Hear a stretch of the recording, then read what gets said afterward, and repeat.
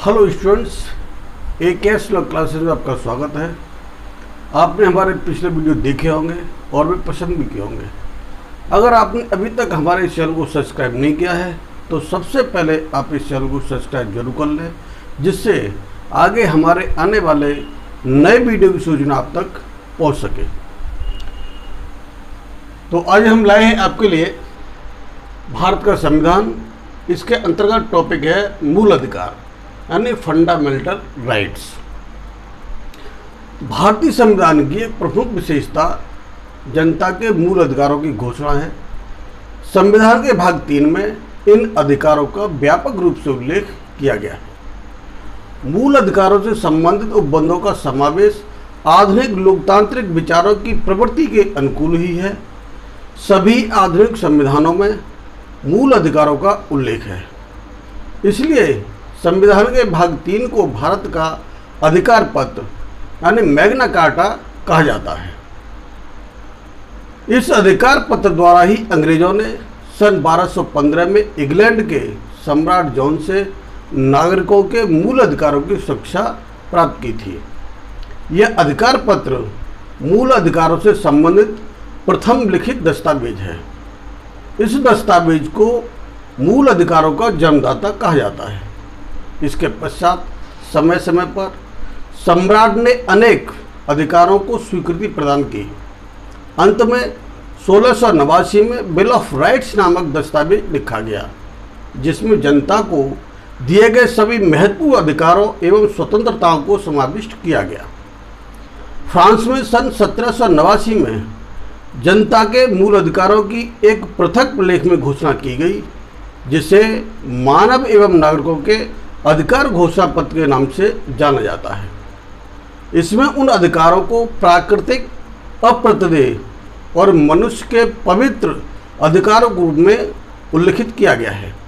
यह दस्तावेज एक लंबे और कठिन संघर्ष का परिणाम था। सर्वप्रथम इन अधिकारों को अमेरिका में पूर्ण संवैधानिक स्तर प्रदान किया गया। भारतीय संविधान की जब रचना की जा रही थी तो इन अधिकारों के बारे में एक ऐतिहासिक पृष्ठभूमि तैयार थी। इन सब से प्रेरित होकर संविधान निर्माताओं ने मूल अधिकारों को संविधान में समाविष्ट किया। भारत में गोलकनाथ वर्षित पंजाब राज्य के मामले में न्यायपति सुब्बाराम ने इन अधिकारों को नैसर्गिक और अप्रत्यदेय अधिकार माना है। इन अधिकारों को विभिन्न संविधानों में चाहे जिस रूप में स्वीकार किया गया हो, लेकिन उसके मूल अर्थ में कोई विशेष अंतर नहीं है। इस अर्थ में मूल अधिकार वे आधारभूत अधिकार हैं जो नागरिकों के बौद्धिक, नैतिक और आध्यात्मिक विकास के लिए अत्यंत आवश्यक ही नहीं वरन अपरिहार्य हैं। इन अधिकारों के अभाव में व्यक्ति का बहुमुखी विकास संभव नहीं है। संविधान में इन अधिकारों को समाविष्ट किए जाने का उद्देश्य उन मूल्यों का संरक्षण करना है जो एक स्वतंत्र समाज के लिए अपरिहार्य है। जहां जनता ने राज्य सरकारों को अपने ऊपर शासन करने की शक्ति प्रदान की है, वहीं उसने कुछ अधिकारों को उसकी शक्ति से परे रखा ताकि उनका उल्लंघन किसी भी दशा में न किया जा सके। विधानमंडल में बहुमत प्राप्त होने पर भी सरकार उन मूल अधिकारों का अतिक्रमण नहीं कर सकती है। AK गोपालन के मामले में कहा गया है कि संविधान में मूल अधिकारों से संबंधित उपबंधों को समाविष्ट करने का उद्देश्य यही है। मेनका गांधी वर्षित भारत संघ के मामले में उच्चतम न्यायालय के न्यायपति श्री PN भगवती ने कहा है कि स्वतंत्रता का संघर्ष इन मूल अधिकारों का उद्गम है। इन्हें संविधान में इस आशा और प्रत्याशा के साथ सम्मिलित किया गया है कि एक दिन सच्ची स्वाधीनता का वृक्ष भारत में विकसित होगा। संविधान में मूल अधिकारों से संबंधित उपबंधों को समाविष्ट करने का उद्देश्य एक वित्त शासित सरकार की स्थापना करना है, न कि मनुष्यों द्वारा संचालित सरकार की।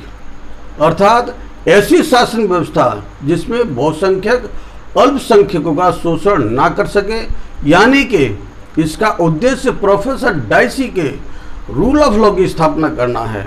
अतः यह कहना उचित ही है कि इस दिशा में भारतीय संविधान संसार के अन्य संविधानों से बहुत आगे है। आगे भारतीय संविधान द्वारा दिए गए मूल अधिकार। तो पहला है समता का अधिकार यानी राइट टू इक्वलिटी, अनुच्छेद 14 से 18 तक में दिया गया है। दूसरा है स्वतंत्रता का अधिकार यानी राइट टू फ्रीडम, ये अनुच्छेद 19 से 22 तक में दिए गए हैं। और तीसरा है शोषण के विरुद्ध अधिकार यानी राइट अगेंस्ट एक्सप्लॉयटेशन, ये अनुच्छेद 23 और 24 में दिए गए हैं। चौथा है धर्म की स्वतंत्रता का अधिकार यानी right to freedom of religion, ये अनुच्छेद 25 से 28 तक में दिए गए हैं। और पांचवा है संस्कृति और शिक्षा संबंधी अधिकार यानी कल्चरल एंड एजुकेशनल राइट्स, ये अनुच्छेद 29 और 30 में दिए गए हैं। और छठवां है संवैधानिक उपचारों का अधिकार यानी राइट टू कॉन्स्टिट्यूशनल रेमेडीज, ये अनुच्छेद 32 से लेकर के 35 में दिए गए हैं। तो यहाँ पर मूल अधिकार है। तो आगे इन सभी मूल अधिकारों का डिटेल हम अगली वीडियो में बताएंगे। तब तक के लिए धन्यवाद।